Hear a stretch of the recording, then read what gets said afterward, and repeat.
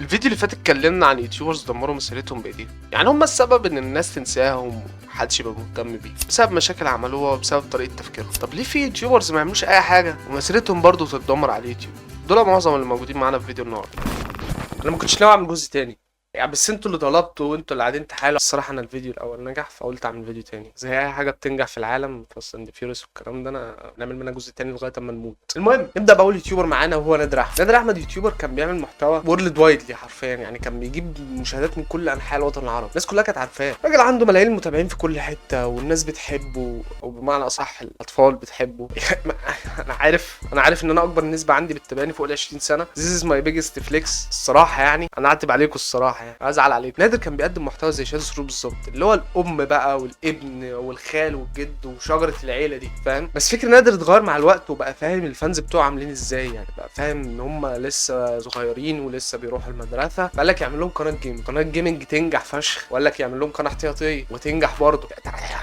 طب الراجل ماشي زي الفل اهو، الناس كلها بتحبه وبيجروا وراه كل مكان، اللي يخليه كل شهر بينقص سبسكرايبرز قد اللي بعملهم طول حياتي 10000 سبسكرايبر كل شهر؟ ازاي يعني؟ يا ايه ده؟ ايه السبب في ده كله؟ بص حاجتين. الحاجه الاولى هو هاكر هندي قاعد في الهند في مومباي قافش الوطن العربي كله، يعني عايز يقنعنا بالتريدنج العملات المشفره. يا ابني اليوتيوب ما بيحبش حاجه زي كده برضه، يسرق القنوات ويحط عليها البثات دي، ما فيش. الهاكر ده بقى بعت لنادر احمد ايميل وقال له حمل اللعبه دي واحنا هنعمل لك سبونسر وهندفع لك رقم حلو. نادر قال لك خلاص يعني انا جايه معايا باقساط، انا حمل اللعبه احسن، انت فاهم؟ راح حمل اللعبه، جربها في كل الاجهزه اللي عنده اللي ممكن يكون فيها باسوردات ومش هتشتغل، لغايه اما هكر كل القنوات اللي عنده. واي قناه بتتهكر معروف ان هي بتخسلها 30 40 الف سبسكرايبر لو هي كبيره، وممكن اكتر كمان، انت فاهم؟ اصل انت داخل لقيت قناه انت مشترك فيها عامله بس مباشر لحاجه انت ما بتفهمش فيها اصلا، فالجوريزم اليوتيوب اللي انت بتحاول ترضيه طول عمرك، يعني الجوريزم اليوتيوب ده لو رضى عنك احسن ما مديرك او عميدك في الكليه يرضى عنك. الجوريزم اليوتيوب بقى شاف ايه؟ الناس مش مهتميه بالراجل ده، يبقى الراجل ده اتكنسل. What the fuck is this piece of shit؟ فقال لك نسبة ظهور فيديوهاته هتقل، مش هنوصلها لكل الناس، وده اللي حصل فعلا. يعني انت خش على القناه قبل ما تتهكر وخش على القناه بعد ما تتهكر، يعني هتلاقي في فرق كبير قوي في الفيوز، انت فاهم؟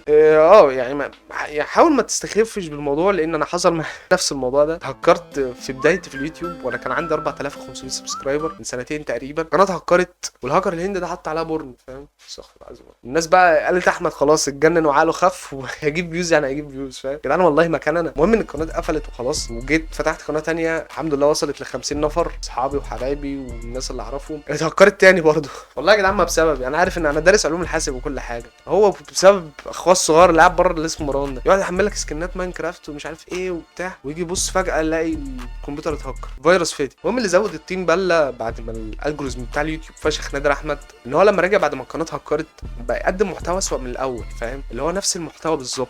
يعني انت الناس كبرت، الناس اللي كنت انت متارجتها كبرت خلاص، دخلوا ثانوي، كبروا ودخلوا كليه، فانت بتارجتهم وبتعمل لهم لجنه الامتحان لسه ولما مديرك يقفشك كنت بتتفرج على محمد عبد العاطي في الحوش. خلاص الناس دي كبرت ما بقتش مهتمه، فاهم؟ ودي كانت نهايه الليجاسي بتاعت نادر احمد، واحد من اشهر اليوتيوبرز المصريين. انا ما ذكرتش اسمه في الفيديو اللي فات عشان هو الفيديو اللي فات ده كان عن الناس اللي انا ما بحبهاش، فاهم؟ انما نادر احمد انا بحبه الصراحه، مش كمحتوى الصراحه، بحب كراجل بني ادم يعني، فاهم؟ تاني يوتيوبر معانا وهو جبس مصر. عملت فيديو من كام شهر بقول لجبس يا جبس الكليك بيت والحاجات دي مش هتفيدك، والجدع تجاهل تحذير. لا ده اسمع برضه، هو راكب دماغه وهيعمل نفس الكلام اللي هو بيعمله، يعني ما دام تقدم محتوى حلو دي بقى النتيجه بقى. راجل فيلوف موجود معانا، ولو انت ما شفتش الفيديو اللي فات ده هشرحه لك باختصار. جبس مصر كان متجوز واحده اسمها ام مسلم جبس مصر اللي هو، فاتفق معاها ان هو هيخونها، يتجوز واحده ثانيه وهي هتطلع تصور وننزل الكلام ده على النت. هو بقى ايه، يجيب له شويه ريتش حلوين، انت فاهم، يجمع شويه لايكات، وبالفعل الخطه نجحت وطلع ترند تاني على اليوتيوب المصري، فرحوا مع الست التانيه اللي هو اتجوزها على مراته. على فكره دي مش القصه الوحيده في الوسخه اللي جبس مصر عملها ده، يعني كان في لقطه تانيه ده قبليها بكام اسبوع ولا بكام شهر، طلع على التيك توك. It's almost 2022 and you still single. انت بتلاقي الدبله يا ام مسلم، تلاقي الدبله كده عادي خالص كده عشان ترند.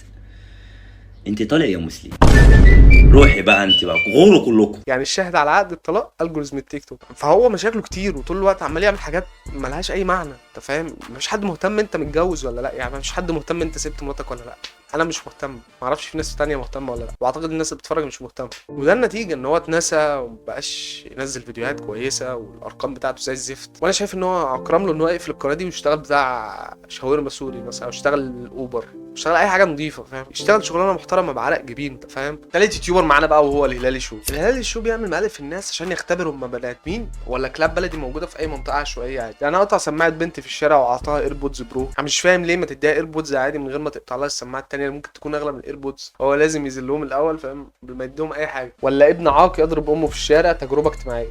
انا مش فاهم ايه التجربه الاجتماعيه في كده يعني.